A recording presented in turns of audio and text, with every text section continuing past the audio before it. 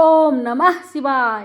श्री शिवाय नमस्तुभ्यम। हर हर महादेव। भक्तों, आइए आज श्रवण करते हैं सोमवार शिव जी और माँ पार्वती की महापुण्यदायी कथा, जिसे सोमवार के दिन श्रद्धा पूर्वक सुनने से भगवान शिव और माता पार्वती की कृपा से भक्त को मनवांछित फल की प्राप्ति होती है। तो आइए आज की पावन कथा का शुभ आरंभ करते हैं। जय भोलेनाथ।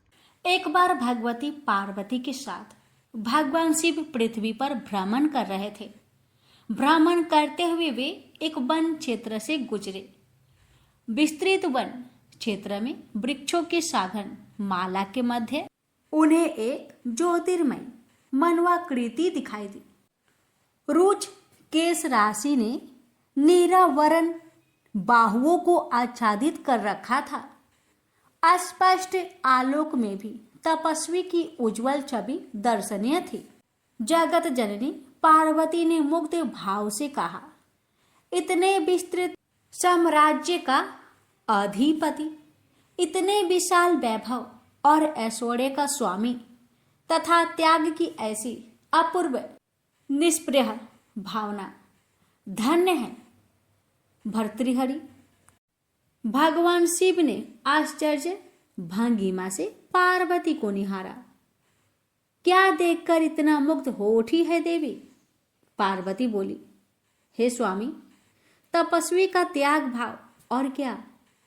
शिव जी बोले, अच्छा, लेकिन मैंने तो कुछ और ही देखा देवी। तपस्वी का त्याग तो उसका अतीत था।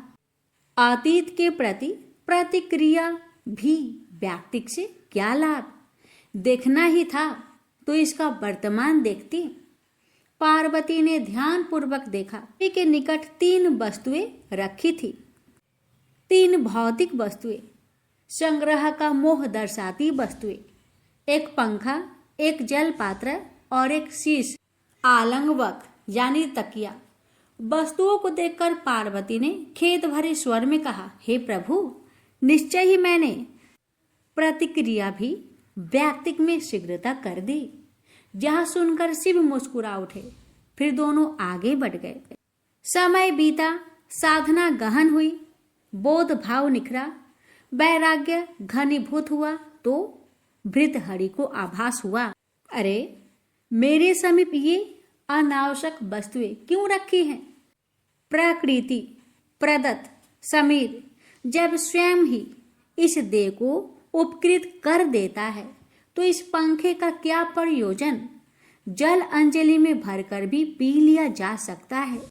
और इस शीश को आलंबन देने हेतु क्या बाहुओं का उपयोग नहीं किया जा सकता? तपस्वी ने तत्काल तीनों वस्तुएं दूर हटा दी, पुनः साधना में लीन हो गए। कुछ समय बाद शिव और पार्वती पुनः भ्रमण करते हुए वहां पहुंचे। देवी पार्वती ने तपस्वी को देखा। भौतिक साधनों को अनुपस्थित पाकर वे प्रसन्न हो उठी। उत्साहित होकर उन्होंने शिव जी को देखा, लेकिन उनके मुख पर वैसी ही पूर्ववत तटस्थता छाई थी। उन्होंने दृष्टि संकेत किया। पार्वती की दृष्टि तपस्वी की ओर मुड़ गई। उन्होंने देखा भृतहरि उठे, अपना भिक्षा पात्र लेकर अति शीघ्रता से ग्राम्य सीमा में प्रवेश कर गए। शिव ने पार्वती से कहा, देवी, साधक के हाथ से भिक्षा पात्र क्षुधा पूर्ति हेतु ग्राम में जीवन के निकट निवास और एकांत से भय, यह वैराग्य की परिपक्वता दर्शाता है। इसे परिपक्व होने में समय लगेगा। हमें अभी प्रस्थान करना चाहिए। समय व्यतीत हुआ, बोध भावना और साधना कुछ अधिक प्रखर हुई तो भर्तृहरि ने विचार किया, सन्यासी होकर भिक्षाटन में बहुमूल्य समय का दुरुपयोग करना और ग्राम में कोलाहल के निकट निवास करना सर्वथा अनुचित है।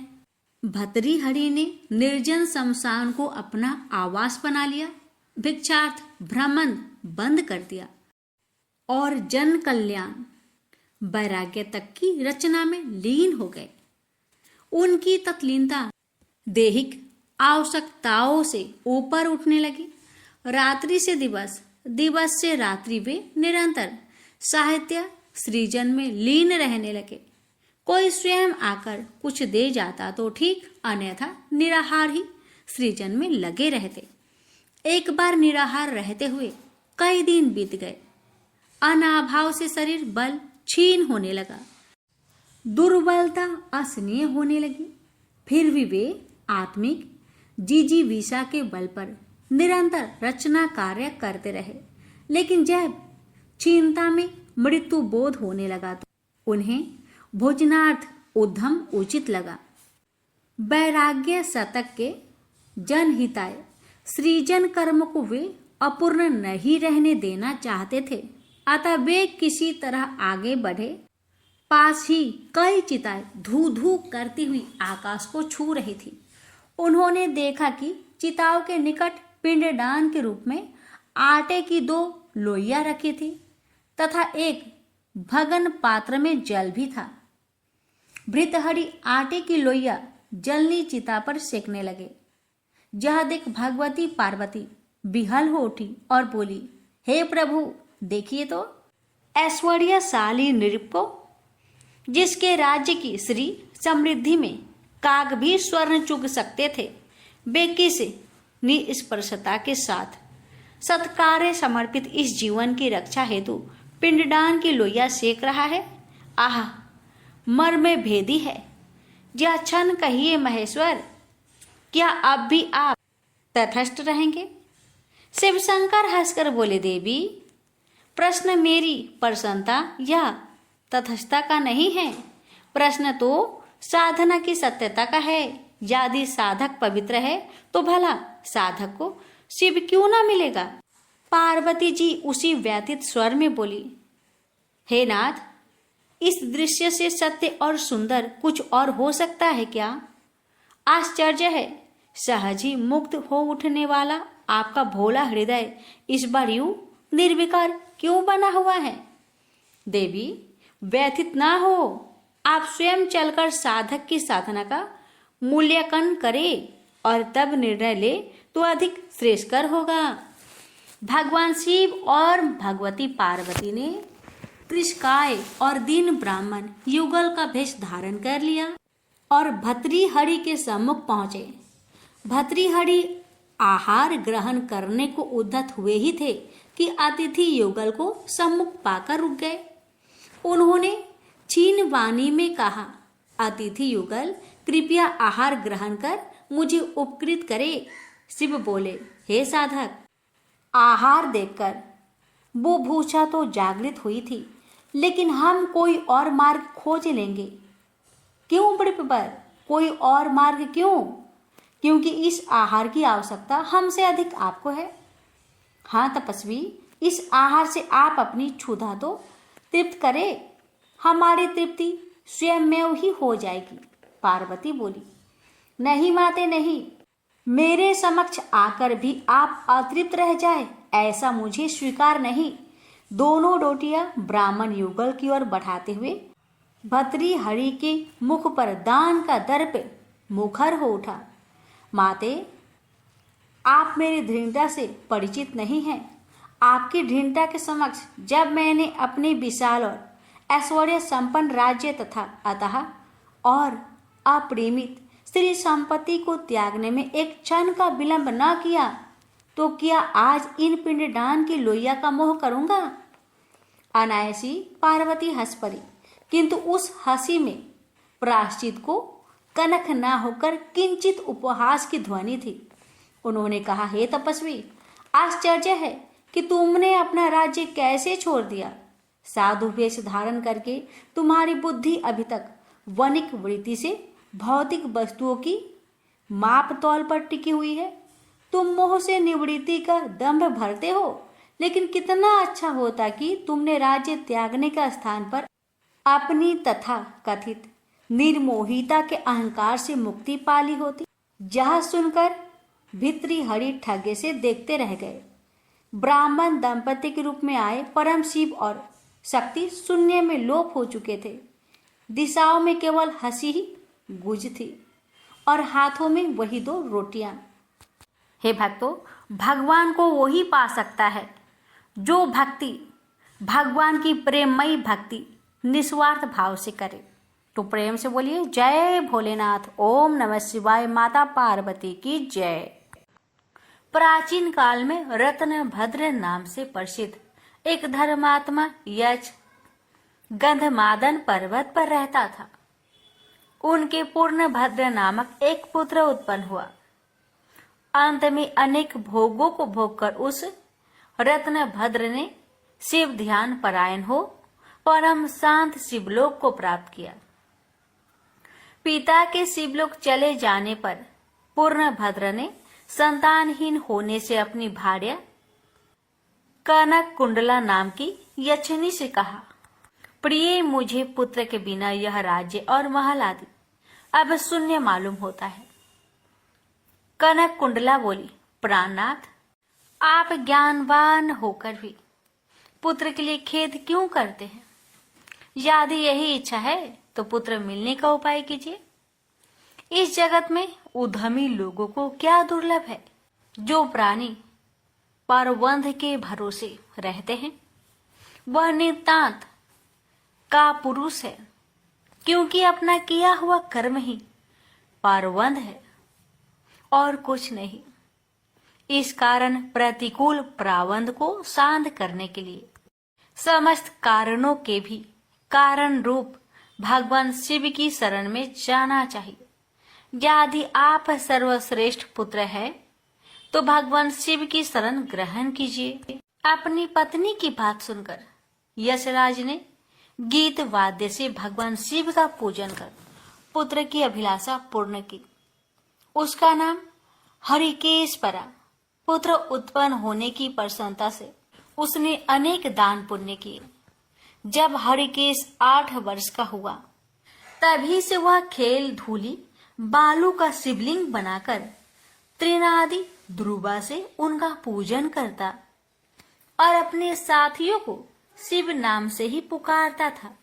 वह रात दिन हे चंद्रशेखर, हे भूतेश, हे मृत्युंजय, हे नीलकंठ आदि पवित्र नामों का उच्चारण करता और मित्रों को प्रेम करता हुआ बार बार इन्हीं नामों से पुकारता रहता था। उसके कान नाम के अतिरिक्त अन्य किसी को ग्रहण नहीं करते थे। वह शिव मंदिर को छोड़कर किसी अन्य जगह नहीं जाता। उसके नेत्र शिव के अतिरिक्त और कुछ देखने की इच्छा नहीं रखते थे। वह सपना में भी भगवान शिव को ही देखा करता था। हरिकेश की यह दशा देखकर उसके पिता ने उसे गृह कार्य में लगाने की अनेक चेष्टाएं की, किंतु उस पर कुछ भी असर नहीं हुआ। अंत में हरिकेश घर से निकल गया। कुछ दूर जाकर उसे भ्रम हो गया और वह मन ही मन कहने लगा, हे शंकर, कहाँ जाऊं? कहाँ रहने से मेरा कल्याण होगा? यह सोचकर उसने अपने मन में विचार किया कि जिसकी कहीं ठिकाना नहीं है उसका काशीपुरी ही आधार है। इस प्रकार निश्चय कर वह काशीपुरी को गया, जिस अविमुक्त क्षेत्र में पंच भौतिक देह त्याग कर प्राणों का शिव की प्रसन्नता से फिर देह से संबंध नहीं रहता, उस आनंद वन में जाकर तप करने लगा। कुछ समय बाद भगवान शिव ने पार्वती को अपना विहार वन दिखाया। वह अनेक सुगंध युक्त पल्लवों से शोभित था। शिव बोले, हे देवी, जैसे तुम मुझको बहुत प्रिय हो वैसे ही यह आनंद वन भी मुझे परम प्रिय है। मेरे अनुग्रह से इस आनंद वन में मैं मरे हुए को जन्म मरण का बंधन नहीं होता, अर्थात वह फिर संसार में जन्म नहीं लेता। पुण्य आत्मा के कर्म बीज विश्वनाथ की प्रज्वलित अग्नि में जल जाते हैं, उसी से फिर वे गर्भाशय में नहीं आते। काशीवासी लोगों के देहांत समय में मैं ही तारक ब्रह्म ज्ञान का उपदेश देता हूँ, जिससे वे उसी क्षण मुक्त हो जाते हैं। कलयुग में विश्वनाथ देव का दर्शन पूजन, काशीपुरी, भागीरथी गंगा आदि का सेवन तथा सतपात्र को दान विशेष फलदायक होता है। हे देवी, काशी बासी सदा मुझ में ही बसते हैं, इससे मैं उनको अंत में संसार सागर से पार कर देता हूँ, यह मेरी प्रतिज्ञा है। इस तरह वार्तालाप करते करते भगवान शिव उस स्थान पर गए जहाँ हरिकेश समाधि लगाए बैठा था। उसको देखकर पार्वती ने कहा, भगवान, यह आपका तपस्वी भक्त है, इस समाधिष्ठ भक्त को वर देकर इसका मनोरथ पूर्ण कीजिए। इसका चित्त केवल आप में ही है और इसका जीवन भी आपके ही अधीन है। पार्वती की बात सुनकर भगवान शिव उसके पास गए और उन्होंने समाधि में स्थित उस हरिकेश को हाथ से स्पर्श किया। दया सिंधु का स्पर्श पाकर उस यक्ष ने आंखें खोलकर अपने सम्मुख प्रत्यक्ष अपने अभीष्ट को देखा। गदगद स्वर में यक्ष ने कहा कि हे शंभो, हे पार्वती पते, हे शंकर, आपकी जय हो। आपके कर कमलों का स्पर्श पाकर मेरा यह शरीर अमृत रूप हो गया। इस प्रकार प्रिया वचन सुनकर भगवान शिव बोले, हे यक्ष, तुम इसी क्षण मेरे वर से मेरे क्षेत्र के दंड नायक हो जाओ। आज से तुम दुष्टों के दंडदायक और पुण्यवानों के सहायक बनो और डंडा पानी नाम से विख्यात होकर सब उद्भट गणों का नियंत्रण करो। मनुष्यों में सत्य अर्थ नाम वाले संभ्रम और उद्भ्रम, ये दोनों गण सदा तुम्हारे साथ रहेंगे। तुम काशीवासी जनों के अन्नदाता, प्राणदाता, ज्ञानदाता हो और मेरे मुख से निकले तारक मंत्र के उपदेश से मोक्षदाता होकर नियमित रूप से काशी में निवास करो। भगवान शिव की कृपा से वही हरिकेश यक्ष काशी में दंड पानी के रूप में स्थित हो गया और भक्तों के कल्याण में लग गया। प्रेम से बोलिए हर हर महादेव।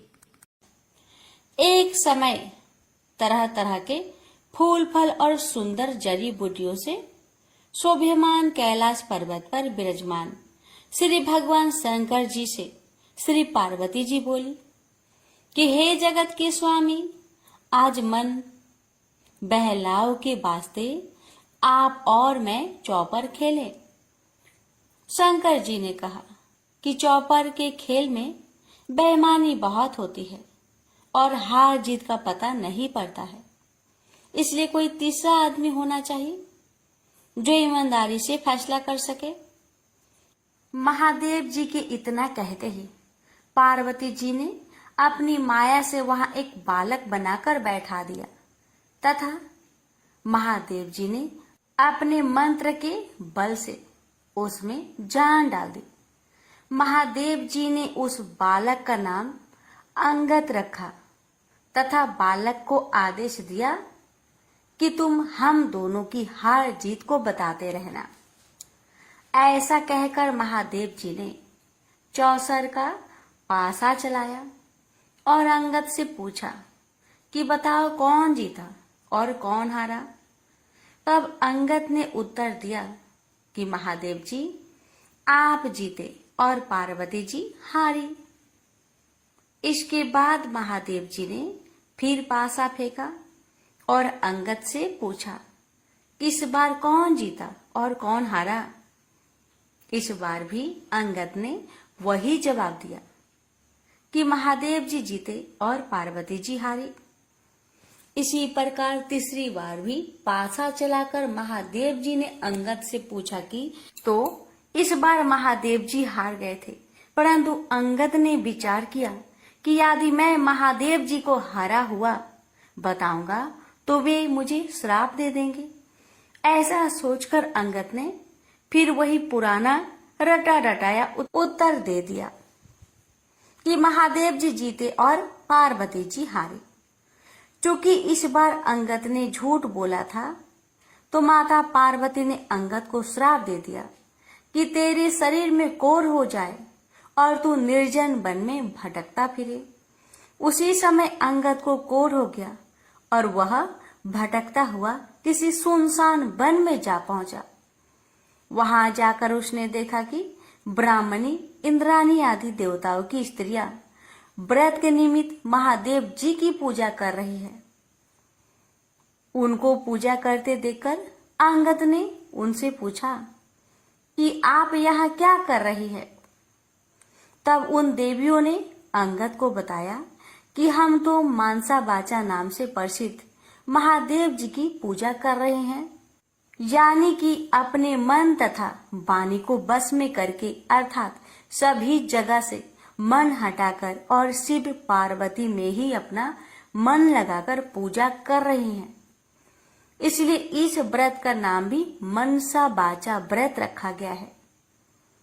इसके पश्चात उस बालक अंगद ने पूछा कि इस व्रत के करने से क्या फल होता है। अब उन देवियों ने उत्तर दिया कि इस व्रत को करने से सारी मनोकामनाएं पूर्ण हो जाती है। तब अंगद ने कहा कि मैं भी इस व्रत को करना चाहता हूं, यदि आप इसकी विधि मुझे बता सके तो आपकी बड़ी कृपा होगी। तब उन देवियों ने अंगद को चावल तथा सुपारी देकर व्रत करने की पूरी विधि विधान बताया। इस व्रत को श्रावण मास के पहले सोमवार से करना चाहिए। उस दिन कंवारी कन्या से 2.5 पूनी सूत कटवाकर उसका डोरा बनाए। उस डोरे की तथा महादेव जी की पूजा जब तक कार्तिक सुदी चौथ नहीं आए तब तक प्रति सोमवार को करते रहना चाहिए। साथ ही व्रत भी रखना चाहिए। जब कार्तिक सुदी चौथ आए तो उस दिन उद्यापन करना चाहिए। उद्यापन में 1.25 सेर घी, 1.25 सेर गुड़ तथा 4.25 सेर आटा लेकर चूरमा बनाए। इस चूरमे के लड्डू बनाकर उसके 4 समान भाग कर ले। इनमें से एक भाग महादेव जी के चढ़ाए, एक भाग किसी ब्राह्मण या नाथ को दे, एक भाग गाय को दे तथा बाकी बचे भाग स्वयं को भोजन करे। इस व्रत का उद्यापन कोई भी करे, वह चाहे राजा हो या रंक, सबको इतना ही सामान लेना चाहिए। यदि व्रत करने वाला मनुष्य या स्त्री चौथे भाग को पूरा ना खा सके तो पहले से ही उसमें से निकालकर किसी को दे दे। जिस प्रकार की अनंत भगवान का डोरा पहना जाता है, उसी प्रकार जो डोरा बनाया था उसे स्वयं धारण कर ले और उद्यापन के पश्चात उस डोरे को जल में पधरा दे। इस प्रकार अंगद भी प्रति वर्ष मनसा महादेव का व्रत करने लगा। उसके व्रत करते हुए 4 वर्ष हो गए। तब व्रत के प्रभाव से पार्वती जी के हृदय में दया उत्पन्न हुई और उन्होंने महादेव जी से पूछा कि महाराज, जिस बालक को मैंने श्राप दिया था उसका कुछ पता नहीं है कि उसको किसी ने मार तो नहीं दिया। तब तीनों लोगों की सभी बातें प्रत्यक्ष रूप से जानने वाले श्री महादेव जी ने पार्वती जी से कहा कि वह तो जीवित है। इसके पश्चात पार्वती जी ने महादेव जी से कहा, हे नाथ, ऐसा कोई व्रत हो तो बताइए जिससे कि मेरा वह मानसिक पुत्र फिर से मुझे मिल जाए।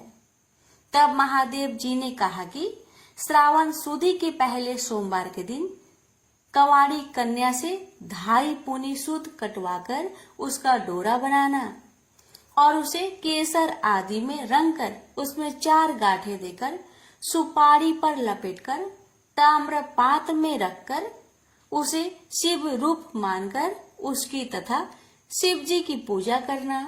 कार्तिक सुदी चौथ के दिन इस व्रत का उद्यापन करना, जिसमें 1.25 सेर घी, 1.25 सेर गुड़ और 4.25 सेर आटा लेकर उसका चूरमा बनाना तथा उस चूरमे के 4 भाग करना, जिनमें से एक भाग शिव जी की अर्पण करना, दूसरा भाग ब्राह्मण को देना, तीसरा भाग गाय को तथा चौथा भाग स्वयं भोजन के रूप में ग्रहण करना। सभी को इसी मात्रा में समान लेना चाहिए, न तो समान इससे अधिक होना चाहिए तथा न ही इससे कम। महादेव जी से यह विधि सुनकर पार्वती जी ने भी यह व्रत किया तथा व्रत के प्रभाव से अंगद कोढ़ रहित हो गया और वह अपनी माता के पास बिना बुलाए ही चला गया।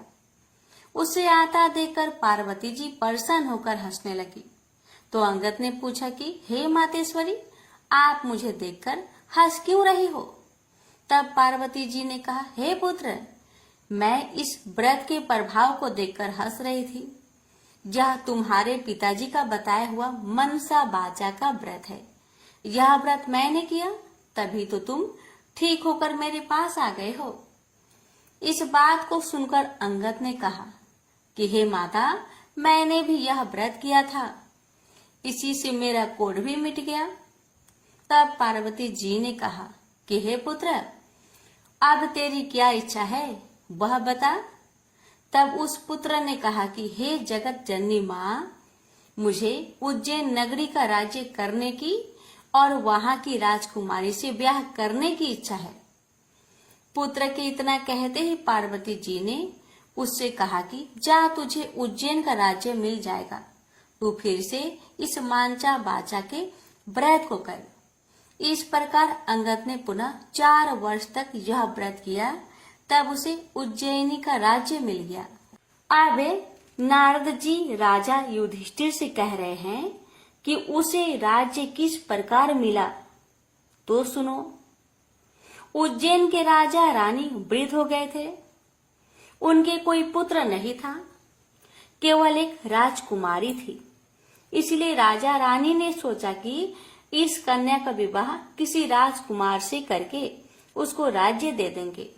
ऐसा निश्चय कर उन्होंने एक स्वयंवर रचा, जिसमें कई देशों के राजकुमार आए। तब वहां के राजा ने एक हथिनी को श्रृंगार करा के पूजा करके हाथ जोड़कर कहा कि हे हथिनी, तुम देव स्वरूपा हो, तुम यह माला लो और जो भी इस राज्य को संभालने में सक्षम हो तथा राजकुमारी के लायक वर हो, उसे यह माला पहना दो। किसी मामूली मनुष्य को यह माला मत पहना देना। पार्वती जी का पुत्र अंगद भी देवलोक से उज्जैन नगरी पहुंचा, तो वह भी स्वयंवर देखने के लिए राजा के वहां चला गया। हथनी ने उसे देखकर उसके ही गले में माला डाल दी। यह सब देखकर स्वयंवर में आए लोगों ने कहा कि ये तो हथनी की भूल है, क्योंकि यह बालक कोई राजकुमार नहीं है। ऐसा कहकर उन लोगों ने उस लड़के को दूर हटा दिया और पुनः वह माला हथिनी को दे दी और उससे प्रार्थना की कि हे माता, जो इस राज्य के लायक हो उसको ही माला पहनाना। परंतु दूसरी बार भी हथनी ने उस बालक के पास जाकर उसी के गले में माला डाल दी। जहाँ सब देखकर वहां उपस्थित लोग कहने लगे कि हथनी ने हठ पकड़ ली है। इतना कहकर उन्होंने उस बालक को मार पीट कर दरवाजे से बाहर निकाल दिया एवं पुनः हथिनी पर गणपति की मूर्ति स्थापित करके वही प्रार्थना की। वह हथिनी देवरूपी थी, इसलिए वह दरवाजे के बाहर निकली और उस बालक को ढूंढकर तीसरी बार भी उसी के गले में माला डाल दी। तब राजा ने नगर सेठ को बुलाकर कहा कि तुम इस बालक को यहाँ से ले जाओ और बारात सजाकर इसे हमारे यहाँ ले आओ। राजा की आज्ञा मानकर सेठ अंगद को वहां से ले गया। इतनी देर में राजा ने भी पंडित को बुलाकर लगन का दिन निश्चय करवाया और अपनी कन्या का विवाह उस बालक के साथ कर दिया। इतना ही नहीं, राजा ने अपने खर्चे के लिए थोड़े से गांव रखकर अपना सारा राज्य ही अपनी बेटी को कन्यादान में दे दिया। विवाह के पश्चात अंगद और राजकुमारी महल में गए। अब अंगद उज्जैन नगरी का राजा तथा राजकुमारी वहां की रानी बन चुकी थी। एक दिन रानी ने राजा से पूछा कि हे पतिदेव, आप अपनी जात और नाम तो बताइए। इस पर अंगद ने उत्तर दिया कि मेरा नाम अंगद है, भगवान महादेव मेरे पिता और पार्वती मेरी माता है। तब राजकुमारी ने कहा कि महाराज, इस बात को तो मृत्यु लोक के लोग मानेंगे नहीं, आप मुझे सत्य सत्य बताइए। तब अंगद ने अपनी जन्म की सारी कथा रानी को बताई कि किस तरह चौसर खेल में साक्षी बनने के लिए माता पार्वती ने अपनी माया से उसे बनाया था और महादेव जी ने अपने मंत्र बल से उसे सजीव रूप दिया। फिर पार्वती जी ने उसे श्राप दिया और इंद्राणी आदि देवियों ने उसे मनसा वाचा व्रत बताया, जिसको 4 वर्ष तक करने के फलस्वरूप वह अपने माता पिता के पास वापस पहुंचा। उसे पार्वती जी ने गले लगाया और कहा कि अब तुम्हारी क्या इच्छा है। तब उसने अपनी माता से कहा कि उसे उज्जैनी के राजा बनने की इच्छा है। तब पार्वती जी के कहने पर उसने फिर से 4 वर्ष तक मनसा वाचा नाम से प्रसिद्ध अपने पिता शिव जी का व्रत किया तथा इसी व्रत के प्रभाव से आज उसे उज्जैन के राज्य और उसके जैसी रानी मिली। इतना सुनकर रानी ने कहा कि हे महाराज, मैं तो पुत्र, धन तथा राज्य का सुख चाहती हूँ। तब अंगद ने अपनी रानी को वही मनसा वाचा का शिव जी का व्रत बता दिया और कहा कि बिना मेरे वह गर्भवास के तेरे पुत्र होगा। ऐसा कहकर अंगद जी पुनः कैलाश चले गए। पति की आज्ञा अनुसार राजकुमारी ने 4 वर्षों तक महादेव जी का यह उत्तम व्रत किया। इससे महादेव जी प्रसन्न हो गए। एक दिन रानी ने अपने दासी से कहा कि जा ऊपर जाकर जल की झाड़ी ले आ, मैं दातुन करूंगी। दासी ऊपर गई तो वहां जाकर क्या देखती है कि सोने की पालकी में एक छोटा सा सुंदर बालक सो रहा है और मुख में अंगूठा चूस रहा है। दासी ने रानी को जाकर जब यह बात बताई तो रानी ने तुरंत जाकर बालक को अपनी गोद में उठा लिया और भगवान शंकर जी से प्रार्थना की कि हे प्रभु, यदि आपने मुझे यह बालक दिया है तो मेरे स्तनों में से दूध की धारा भी निकलनी चाहिए। रानी के इतना कहते ही उसके स्तनों में दूध आ गया। इस प्रकार वह बालक बड़ा होने लगा। रानी ने उस बालक का नाम फूलकवर रखा। एक दिन फूलकवर ने अपनी माँ से पूछा कि हे माँ, मेरे पिता कौन हैं और उनका क्या नाम है। तब रानी ने अपने पुत्र से कहा कि तेरे पिता तो अंगद जी है और महादेव जी पार्वती जी तेरे दादा दादी हैं। तब फूलकवर ने अपनी माता से कहा कि इस बात को तो मृत्यु लोक में कोई नहीं मानेगा।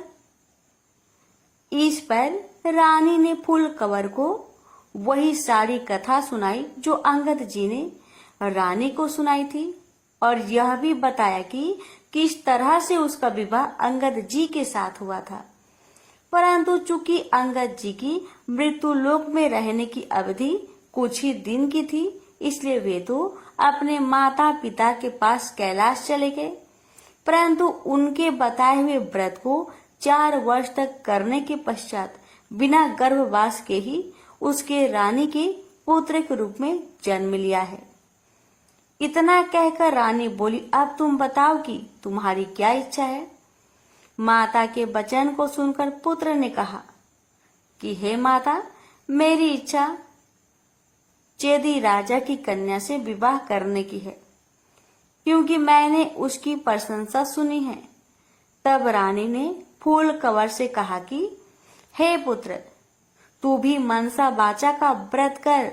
इस व्रत के करने वाले के लिए कुछ भी दुर्लभ नहीं है। अब फूलकवर ने भी 4 वर्ष तक व्रत किया। इससे भगवान महादेव प्रसन्न हुए और उन्होंने चेदी राजा को स्वप्न में आदेश दिया कि मेरे कहने से तू अपनी राजकुमारी का विवाह उज्जैन के राजकुमार फूलकवर से कर दे।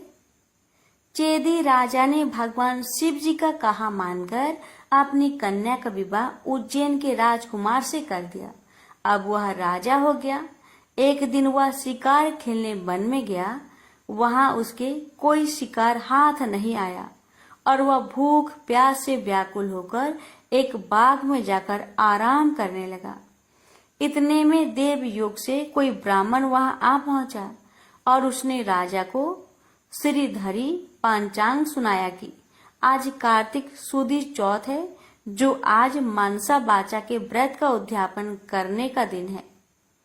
इतना सुनते ही राजा ने ब्राह्मण से कहा कि महाराज, मुझसे तो भूल हो गई, आप हमें अब पूजन करा दे। ब्राह्मण ने पूजा के लिए शहर में रानी को खबर भेजी कि राजा साहब शिकार के लिए यहाँ वन में ठहरे हुए हैं और चूंकि आज कार्तिक सुदी चौथ का उद्यापन करना है, इसलिए 4.25 सेर आटा, 1.25 सेर घी, 1.25 सेर गुड़ का चूरमा बनवाकर मंगवाया है। इस पर रानी ने सोचा कि फौज के कई आदमी भी राजा जी के साथ है, इसलिए इतने से चूरमे से क्या होगा। इसलिए रानी ने गाड़ी भरकर चूरमा भेज दिया, जो कि नियम विरुद्ध था। इतना अधिक प्रसाद होने से महादेव जी क्रोध हो गए और उन्होंने कोप करके राजा को स्वप्न में कहा कि तुम अपनी रानी को निकाल दो, नहीं तो मैं तुम्हारा सारा राज्य नष्ट कर दूंगा। राजा ने फरमान के अनुसार दोबारा चूरमा बनवाकर व्रत पूरा किया। महादेव जी के कथन के अनुसार राजा ने रानी को महल से निकलवा दिया। रानी किले से रवाना होकर कुछ दूर चली ही थी कि उन्हें राजा के दीवान मिले। दीवान जी ने रानी से पूछा कि रानी साहिबा, आप कहाँ पधार रही हो। तब रानी ने पूरी बात बता दी। तब दीवान जी ने कहा कि मैं राजा जी को समझाकर राजी कर लूंगा, तब तक आप मेरी हवेली में पधारे। परंतु जैसे ही रानी दीवान जी की हवेली में पहुंची कि दीवान अंधा हो गया। तब दीवान ने हाथ जोड़कर कहा कि रानी जी, आप यहाँ से पधारो। रानी वहां से रवाना होकर आगे बढ़ी तो उन्हें नगर सेठ मिल गया। उसने भी यही कहा कि वह राजा साहेब को 1-2 दिन में मना लेंगे, तब तक आप हमारे घर पर ही विराजे। रानी नगर सेठ के घर गई तो सेठ की हड्डियां चलने से बंद हो गई और कई उपद्रव होने लगे। अब सेठ ने भी हाथ जोड़कर कहा कि रानी जी, आप यहाँ से पधारे। रानी वहां से आगे गई तो उसे राजा जी का कुम्हार मिला। कुम्हार को रानी पर दया आ गई। वह रानी को अपने घर ले गया, पर जैसे ही कुम्हार के घर पर रानी पहुंची ही कि उसका नियाव फूट गया, जिससे सारे बर्तन फूट गए और कुम्हार भी अंधा हो गया। तब कुम्हार ने भी रानी से उसके घर से निकल जाने की प्रार्थना की। आगे जाने पर एक माली मिला और माली ने रानी से पूछा कि आप कहाँ पधार रही हो। तो रानी ने कहा कि राजा साहेब ने मुझे देश निकाला दिया है। इस पर माली को रानी पर दया आ गई और वह रानी को अपने बाग में ले गया और उसने रानी से कहा कि जब तक राजा जी का क्रोध मिटे तब तक आप यहाँ बाग में ही रहो। परंतु रानी के बाग में जाते ही बाग के सारे पेड़ पौधे सूखकर जलने लगे। कुंवारियों का पानी भी सूखने लगा। इतना ही नहीं, माली को भी कम दिखने लगा। तब माली ने भी रानी से वहां से चले जाने की विनती की। रानी वहां से निकलकर विचार करने लगी कि मुझसे ऐसा क्या पाप हो गया है कि मैं जहां भी जाती हूँ वहां अनर्थ होने लगता है। ऐसा सोचते सोचते रानी ने देखा कि आगे 2 रास्ते हैं। किसी व्यक्ति से पूछने पर रानी को मालूम हुआ कि एक रास्ता तो 6 महीने का है, जबकि दूसरा केवल 3 दिन का। रानी 3 दिन वाले रास्ते पर चलने लगी। आगे जाने पर उसे शिप्रा नदी मिली। रानी ने दुख के मारे उसमें कूदकर आत्महत्या करनी चाहिए, परंतु जैसे ही वह नदी में कूदी तो नदी सूख गई। वह और आगे चली तो एक पर्वत आया। रानी ने सोचा कि इस पर चढ़कर नीचे कूदकर अपनी जान दे दे। यह सोचकर वह पर्वत पर चढ़ी और जैसे ही नीचे कूदने लगी कि पर्वत जमीन के बराबर हो गया। आगे जाने पर रानी को एक सिंह दिखाई दिया। इस पर रानी ने सोचा कि इस सिंह यानी शेर को मैं अगर छेड़ूं तो शायद यह मुझे खा जाए। यह सोचकर उसने सिंह पर हाथ फेरा तो सिंह पत्थर का हो गया। आगे जाने पर रानी को बड़ा भारी अजगर सांप दिखाई दिया। इस पर रानी ने मरने के लिए उस बड़े सांप को छेड़ा तो सांप रस्सी बन गया। अब रानी थक हार कर और आगे चली तो क्या देखती है कि वहां एक बड़ा भारी पीपल का वृक्ष है। उसी वृक्ष के पास एक सुंदर कुआं और एक मंदिर बना हुआ है। वह मंदिर में जाकर मुंह ढककर बैठ गई और ओम नमः शिवाय मंत्र का जाप करने लगी। किस्मत से उस दिन कार्तिक सुदी चौथ का दिन था। मंदिर का पुजारी नाथ सामान लेने गांव गया था। वहां उसको एक कुत्ते ने काट लिया। तब पुजारी नाथ ने विचार किया कि हमारे आश्रम में ऐसा कौन पापी आ पहुंचा है जिसके कारण यह उत्पात हो गया है। मंदिर जाकर नाथ ने एक स्त्री को बैठा हुआ देखा तो कहने लगा, आज यहाँ कोई डाकन या भूतनी आ गई है।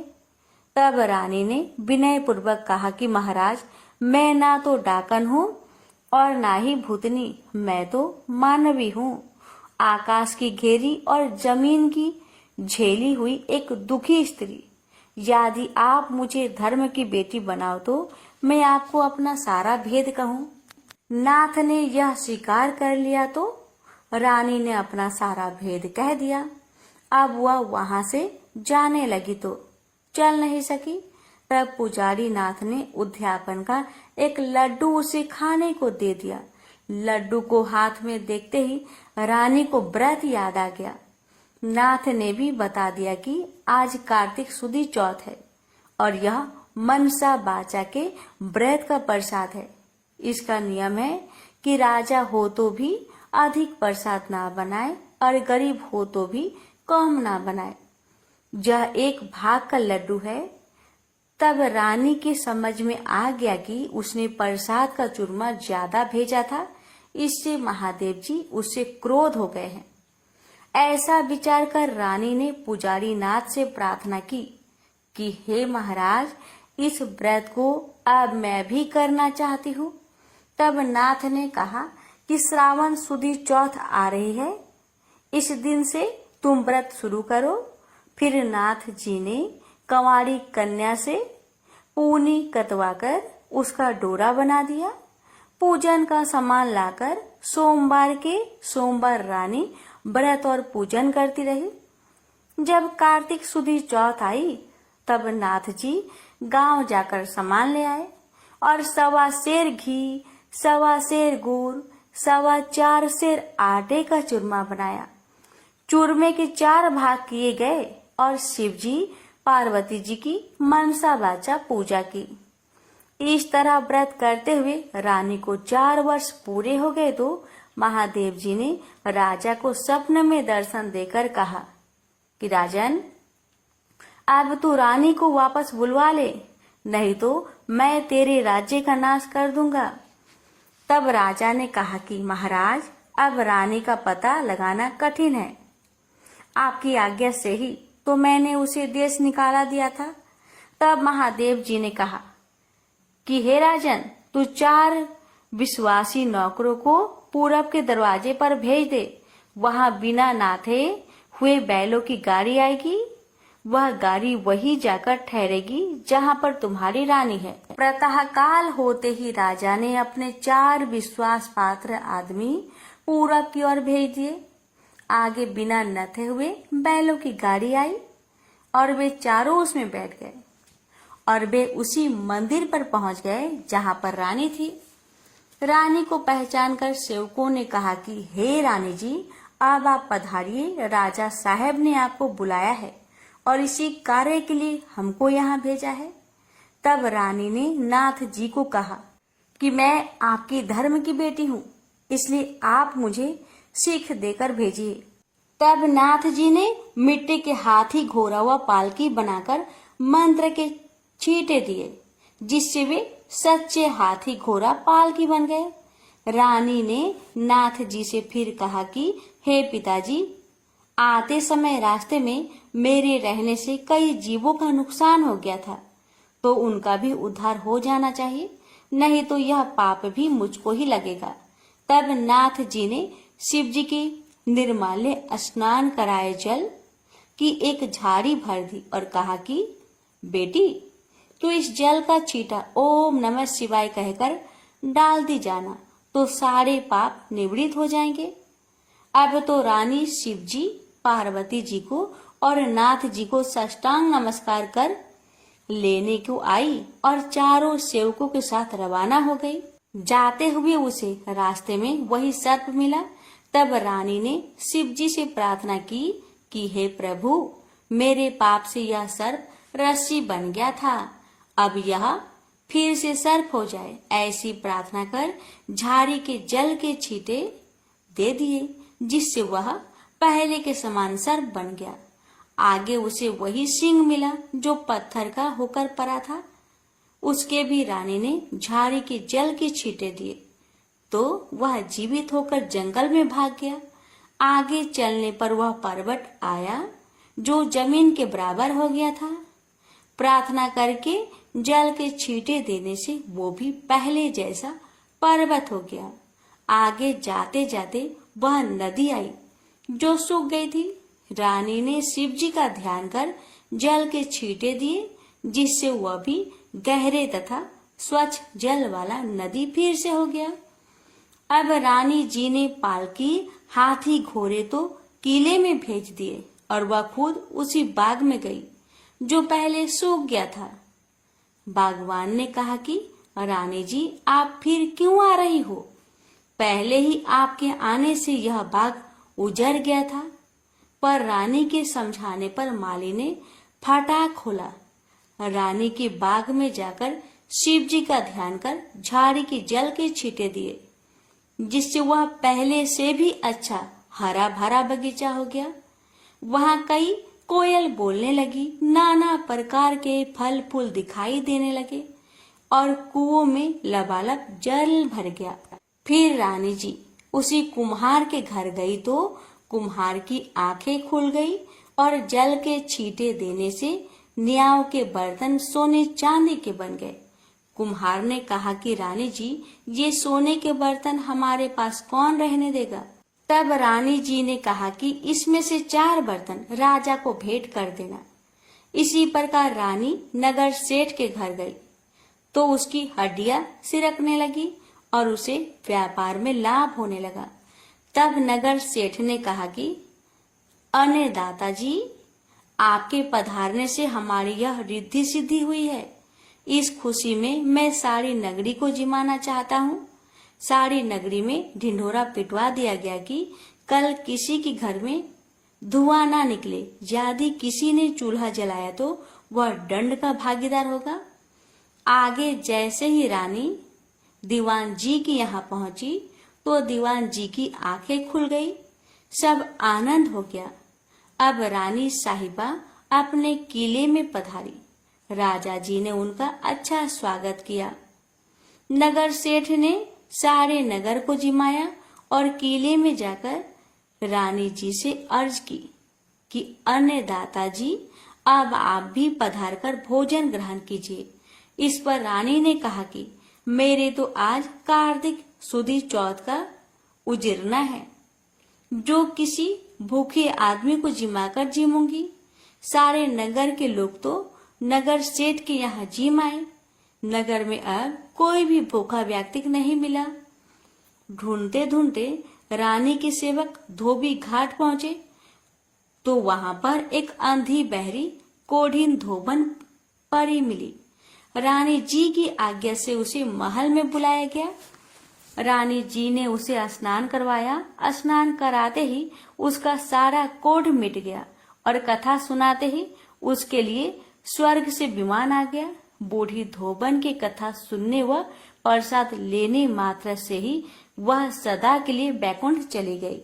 राजा रानी भी हर साल मनसा बाचा का व्रत करते रहे। वे संसार के सब प्रकार के सुखों को भोगते रहे और पुत्र को राजगद्दी देकर अंतकाल में शिवलोक में गए। इस प्रकार मनसा बाचा भगवान शिव जी पार्वती जी के व्रत करने की भारी महिमा है। श्रावण सुदी सोम से कार्तिक सुदी चौथ तक का यह व्रत सब मनोवांछित फल को देने वाला है। इस मनसा बाचा के व्रत को करने वाले मनुष्य की सभी कामनाएं शिव जी महाराज पूर्ण कर देते हैं। पुत्र नहीं हो या होकर जीवित नहीं रहता हो तो इस व्रत के करने से स्त्री पुत्र का सुख अवश्य प्राप्त करती है। इसी प्रकार पुरुष को स्त्री का और स्त्री को पति का सुख सौभाग्य प्राप्त होता है। जिसकी कमाई धंधा ना हो तो इस व्रत के करने से शिव शंकर भगवान उसे जीविका प्रदान करते हैं। प्रेम से बोलिए जय भोले शंकर, जय पार्वती माता। हे भोलेनाथ, यदि कथा कहने या सुनाने में मुझसे मन वचन या कर्म से कोई त्रुटि हो गई हो तो हे त्रिपुरारी कृपया उसे क्षमा करें। मैंने अपने श्रद्धा और सामर्थ्य अनुसार आपकी व्रत कथा का वाचन किया है। यदि उच्चारण में, शुद्धता में या भावना में कोई कमी रह गई हो तो हे नीलकंठ उसे क्षमा करें। आपकी कृपा सदा मुझ पर बनी रहे और कथा सुनने वाले समस्त भक्तों पर भी आपकी असीम कृपा और आशीर्वाद बना रहे। उसके जीवन में सुख शांति आरोग्यता और शिव भक्ति बनी रहे। यही मेरे सच्चे हृदय से प्रार्थना है। हर हर महादेव। भक्तों, एक समय की बात है कि देव ऋषि नारद ने विषय वासनाओं पर विजय प्राप्त करने के लिए पर ब्रह्मा की कठोर साधना की। वे हिमालय पर्वत के एक निर्जन स्थान में जाकर समाधित हो गए और पर ब्रह्मा की आराधना करने लगे। उनको इस प्रकार कठोर साधना करते देख देवराज इंद्र भयभीत हो गए। उन्होंने इस विषय में देवगुरु बृहस्पति से परामर्श करने का विचार किया। वे आचार्य बृहस्पति के पास पहुंचे और उनसे कहा, हे आचार्य जी, नारद मुनि हिमालय पर्वत पर कठिन साधना कर रहे हैं। मेरी समझ में यह नहीं आ रहा कि वे इतना कठोर तप किस लिए कर रहे हैं। इसके पीछे क्या कारण है। देवगुरु बृहस्पति बोले, हे इंद्र, संभव है नारद के मन में तुम्हारे सिंहासन को प्राप्त करने की लालसा पैदा हो गई हो। शायद इसलिए वे इतनी कठोर साधना कर रहे हैं। देवगुरु की बात सुनकर इंद्र और भी भयभीत हो गए। उन्होंने आचार्य बृहस्पति से पुनः पूछा, हे आचार्य, यदि ऐसा हुआ तो मेरे लिए यह बहुत भयंकर बात होगी। मुझे परामर्श दीजिए कि ऐसी हालत में मैं क्या करूं। आचार्य बृहस्पति बोले, हे इंद्र, तुम तो देवों के राजा हो, सर्वशक्ति संपन्न हो, सामर्थ्यवान हो। मैं तुम्हें इस विषय में क्या परामर्श दे सकता हूँ। तुम स्वयं ही कोई उपाय सोच लो। हाँ, मुझे ही कोई न कोई उपाय सोचना पड़ेगा। कहते हुए इंद्र वहां से चले आए।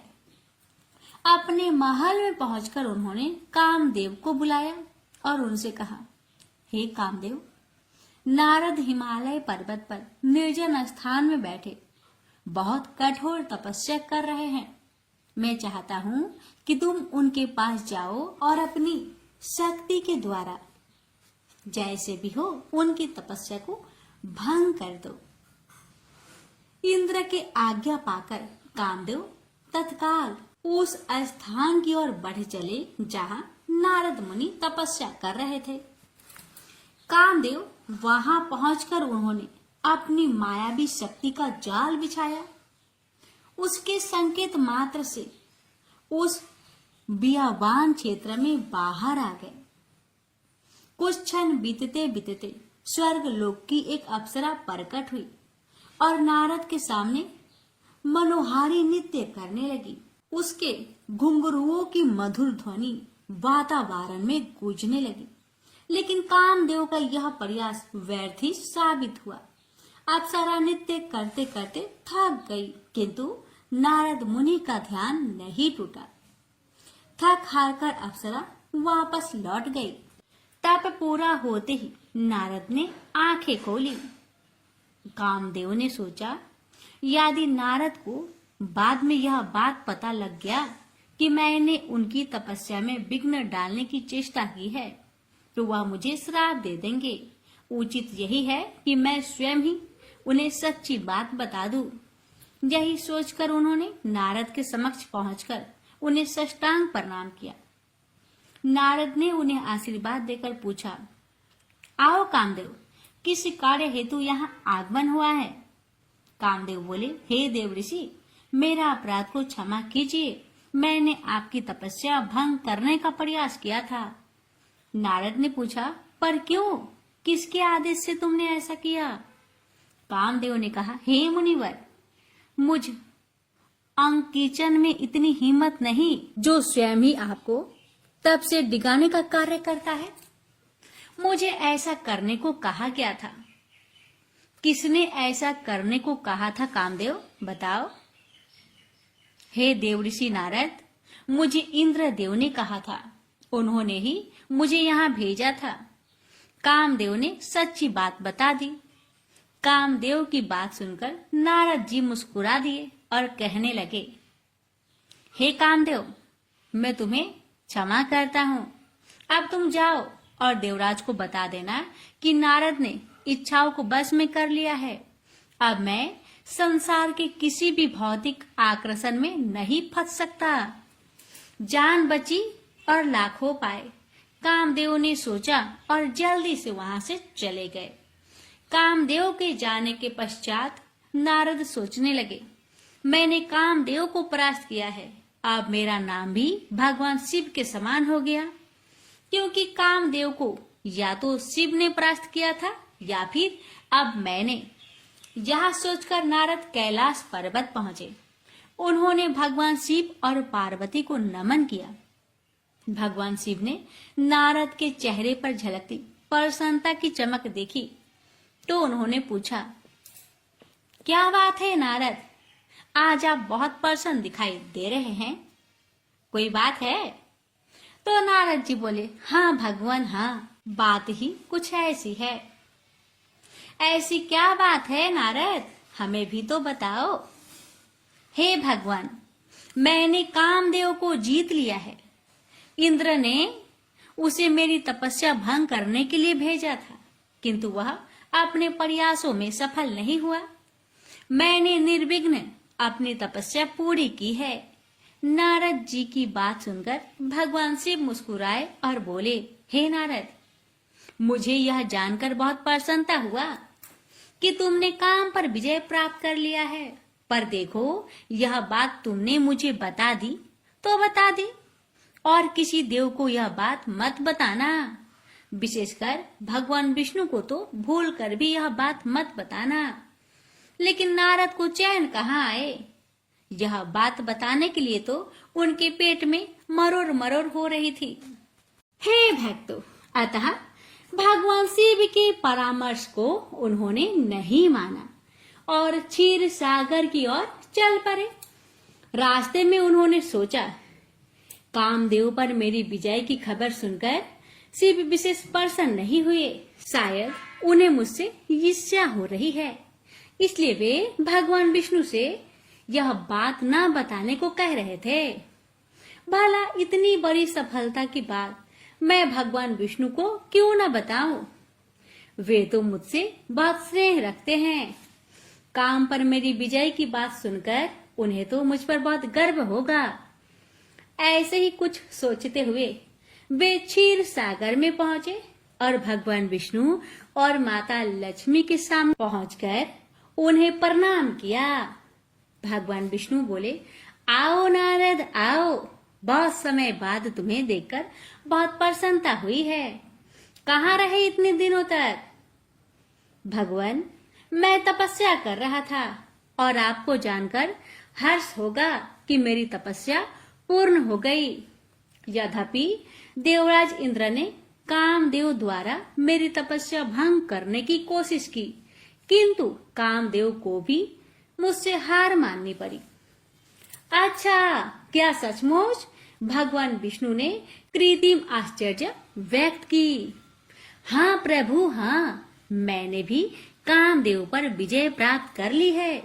अब अकेले शिव ही नहीं है, कामदेव को जीतने वाले आपका यह भक्त भी सारे संसारिक प्रलोभन से परे हो गया है। भगवान विष्णु समझ गए कि नारद के मन में अभिमान पैदा हो गया, किंतु परकट वे बोले, यह तो बहुत अच्छी बात है नारद, फिर भी तुम सदा सावधान रहना, कौन जाने कब क्या घटित हो जाए। फिर भगवान विष्णु से विदा लेकर नारद लौट पड़े। उनके मन में उत्साह के बजाय कुछ विक्षोभ सा था। उन्होंने सोचा, मेरी सफलता पर भगवान विष्णु भी बहुत प्रसन्न नहीं हुए।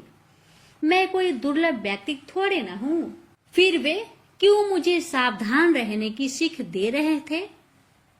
निगाहें नीचे बने एक भव्य नगर पर जाकर टिक गई। अरे वाह, ये तो बड़ा सुंदर नगर लगता है। ऐसा नगर तो मैंने पहले कभी नहीं देखा। इसमें चलकर देखना चाहिए। यही सोचकर नारद नीचे उतरे और वहां के राजमार्ग पर जाते हुए एक व्यक्ति से पूछा, सुनो भाई, इस विशाल और सुंदर नगर का राजा कौन है? वो व्यक्ति बोला, आश्चर्य है, आप यहाँ के राजा को नहीं जानते। यहाँ के राजा का नाम है शीलनिधि। आप उनसे मिलना चाहते हैं तो उनके महल में चले जाइए। नारद राजमहल के दरवाजे पर पहुंचे तो उनके आगमन का समाचार सुनकर राजा शीलनिधि स्वयं बाहर आए और बड़े आदर सत्कार पूर्वक नारद को अपने महल में ले गए। तभी राजकुमारी भी वहां आ पहुंची। राजा शीलनिधि ने नारद को उसका परिचय दिया कि यह मेरी पुत्री है मुनिवर, इसका नाम श्रीमती है। श्रीमती की सुंदरता देखकर नारद ने मन ही मन उसकी प्रशंसा की। जब श्रीमती ने प्रणाम किया तो नारद ने उसे मुक्त कंठ से आशीर्वाद प्रदान किया। राजा शीलनिधि बोले, हे मुनिवर, श्रीमती अब विवाह योग्य हो गई है। मैंने निश्चय किया है कि शीघ्र ही एक स्वयंवर का आयोजन कराऊंगा ताकि यह स्वेच्छा से अपना पति वरण कर सके। नारद बोले, हाँ, तुम्हारी कन्या साक्षात लक्ष्मी है। कोई भी हरि जैसा गौरवशाली व्यक्ति जिसे पत्नी रूप में पाकर धन्य हो सकता है। राजा शीलनिधि बोले, आपकी कथन से मेरा उत्साह बढ़ा है मुनिवर। अब तो शीघ्र ही इसके स्वयंवर का आयोजन करूंगा। नारद ने मन ही मन सोचा, इस राजकन्या का विवाह यदि मेरे साथ हो जाए तो कितना अच्छा रहे। इसे पत्नी रूप में पाकर मैं तो जैसे धन्य ही हो जाऊंगा। अगर यह मुझे प्राप्त हो जाए तो मैं पूरे ब्रह्मांड में स्वयं को सबसे भाग्यशाली पुरुष समझूंगा। पर मैं इसे प्राप्त कैसे करूं? राजा शीलनिधि का आतिथ्य सत्कार स्वीकार कर नारद उस नगर से बाहर गए और उन्होंने एक स्थान पर खड़े होकर भगवान विष्णु का स्मरण किया। अपने प्यारे भक्त की पुकार सुनकर भगवान विष्णु प्रकट हुए और बोले, हे नारद, क्या बात है, मुझे याद क्यों किया? नारद मुनि बोले, हे भगवान, मुझे हरि जैसा सुंदर मुख चाहिए। आप कृपा करके मुख हरि जैसा कर दीजिए। भगवान विष्णु ने तथास्तु कहा और वहां से अंतर्ध्यान हो गए। बस यही नारद से एक चूक हो गई। वरदान मांगते समय वे यह भूल गए कि हरि का एक अर्थ बानर भी होता है। भगवान विष्णु ने नारद का मुख बंदर जैसा बना दिया और क्योंकि नारद के पास उस समय अपना रूप देखने के लिए कोई उपकरण भी नहीं था, अतः वे अपना मुख नहीं देख सके। जिस समय नारद स्वयंवर स्थल में पहुंचे वहां अनेक देशों के राजा एवं राजकुमार उपस्थित थे। नारद मुनि बड़े ही विश्वास के साथ यह सोचते हुए कि अब तो वरमाला मेरे गले में ही पड़ेगी, जाकर एक आसन पर विराजमान हो गए। नारद को देखकर वहां उपस्थित राजा लोग मंद मंद मुस्कुराने लगे। उनमें से एक राजा बोला, अरे जरा इस मनुष्य का मुख तो देखो, इसका शरीर तो मनुष्य जैसा है और मुख बंदर का। दूसरा बोला, यह शायद अपने आप को बहुत सुंदर समझता है, तभी तो राजकुमारी के स्वयंवर में उसके द्वारा स्वयं का चयन किए जाने की आशा से यहाँ आया है। उस व्यक्ति की बात सुनकर सभी ठहाके मार के हंस पड़े। तभी राजकुमारी श्रीमती वरमाला लिए स्वयंवर स्थल में पधारी। उसे देखकर उपस्थित राजा हास परिहास करना भूल गए और सब सावधान मुद्रा में बैठ गए। सबको आशा थी कि राजकुमारी उनके गले में ही वरमाला डालेगी। विशेषकर नारद के मन में तो किसी प्रकार की कोई शंका ही नहीं थी। भला जिसके पास भगवान विष्णु जैसा सुंदर मुखड़ा हो, उसे कौन सी सुंदरी अस्वीकार करती। राजकुमारी वरमाला लिए जैसे ही नारद के समीप पहुंची, नारद ने अपनी गर्दन आगे करके मुस्कुरा कर कहा, हे देवी, एक दृष्टि इधर भी देख लो, मैं भी तुमसे परिणय करने का आकांक्षी हूँ। नारद की बात सुनकर राजकुमारी हंस पड़ी और बोली, तनिक अपने मुख को तो भी दर्पण में निहार लो बानर। यह कहकर उसने एक व्यंग भरी दृष्टि नारद पर डाली और उपेक्षा से उनकी ओर देखकर अपना मुख दूसरी ओर मोड़ लिया। राजकुमारी श्रीमती ने स्वयंवर स्थल में 2-3 चक्कर लगाए और फिर वरमाला हाथ में लिए एक और उदास भाव से खड़ी हो गई। तभी भगवान विष्णु ने स्वयंवर स्थल में प्रवेश किया, जिन्हें देखकर राजकुमारी का चेहरा खिल उठा। वह तेजी से आगे बढ़ी और वरमाला विष्णु के गले में डाल दी। नारद ने जब यह दृश्य देखा तो वे ईर्ष्या से जल उठे। वे विष्णु के पास पहुंचे और क्रोध भरे स्वर में बोले, हे भगवान, आपने मेरे साथ छल क्यों किया? मैंने आपसे आपके जैसा सुंदर मुख मांगा था और आपने मुझे बानर का मुख दे दिया। ऐसा धोखा मेरे साथ आपने क्यों किया?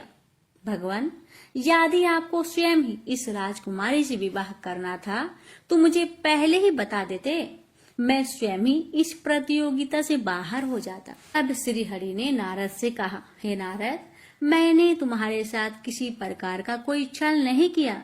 तुमने मुझसे हरि का मुख मांगा था, सो मैंने तुम्हें दे दिया। तुम तो संस्कृत के प्रकांड पंडित हो, फिर यह क्यों नहीं समझ सके कि हरि का अर्थ बानर भी होता है। अपनी गलती महसूस कर नारद के क्रोध में कुछ कमी आई। उन्होंने पूछा, अब क्या मेरा मुख जीवन भर इसी प्रकार का बना रहेगा भगवान? भगवान विष्णु बोले, नहीं, बस तुम थोड़ी देर के लिए अपनी आंखें बंद कर लो। नारद ने अपनी आंखें बंद कर ली। भगवान विष्णु पुनः बोले, अब अपनी आंखें खोलो और देखो कि सच क्या है। नारद ने अपनी आंखें खोली, इधर उधर दृष्टि घुमाई। अब वहां न राजा शील निधि था, न उसका कोई महल, न स्वयंवर, और न स्वयंवर में भाग लेने वाले आए प्रतियोगी। वे एक निर्जन स्थान पर खड़े थे और उनके सामने खड़े थे श्री हरि विष्णु और माता लक्ष्मी। उन्हें इस प्रकार चारों ओर भौचक्के भाव से निहारते देख भगवान विष्णु ने कहा, नारद, यह सब मेरी माया थी। तुम्हारे मन में घमंड पैदा हो गया था कि तुमने काम पर विजय प्राप्त कर ली है और तुम अब भगवान शिव के समकक्ष हो गए हो। तुम्हारे इसी अहंकार भाव को समाप्त करने के लिए मुझे यह माया रचनी पड़ी। और हाँ, जिसे तुम राजकुमारी श्रीमती समझे थे और जिससे विवाह करने को आतुर हो रहे थे, जानते हो वह कौन थी? कौन थी? नारद के मुंह से बरबसी निकल पड़ा, लक्ष्मी, मेरी चिरसंगनी। लक्ष्मी की ओर संकेत करते हुए भगवान ने कहा, तुम जिसे माता लक्ष्मी कहकर बुलाते हो वही लक्ष्मी राजकुमारी श्रीमती थी। यह सुनकर नारद का चेहरा शर्म से झुक गया। उन्होंने श्री हरि से कहा, हे प्रभु, आपने मुझ पर बड़ा उपकार किया, जो समय रहते ही मेरी आंखें खोल दी। मैं सचमुच पतन के गर्त में गिरने के लिए जा रहा था, किंतु आपने कृपा करके मुझे उबार लिया। इस प्रकार भगवान विष्णु की कृपा से नारद के मन में पैदा हुआ अहंकार भाव समाप्त हो गया। राजकुमारी श्रीमती से विवाह करने की जो इच्छा उनके मन में पैदा हुई थी वो भी तिरोहित हो गई। नारद नारायण नारायण कहते हुए पुनः अपने मार्ग पर चल पड़े। प्रेम से बोलिए ओम नमः शिवाय। जय श्री हरि।